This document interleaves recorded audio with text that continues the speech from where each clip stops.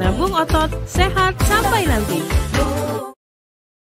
Informasi lain, saudara, diduga korsleting di bagian mesin. Sebuah mobil hangus terbakar di ruas tol Jakarta Cikampek, kilometer 27A, Cikarang Barat, Kabupaten Bekasi. Tidak ada korban jiwa dalam kebakaran tersebut, namun arus lalu lintas dari arah Jakarta menuju Cikampek tersendat.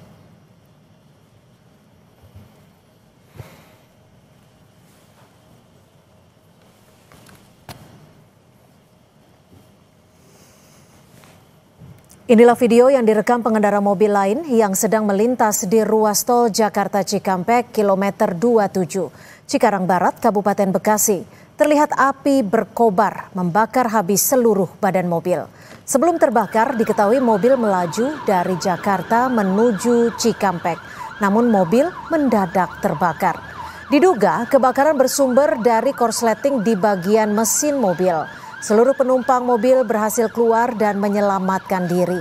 Api dipadamkan setelah 1 unit mobil damkar dari Dinas Pemadam Kebakaran diterjunkan ke lokasi.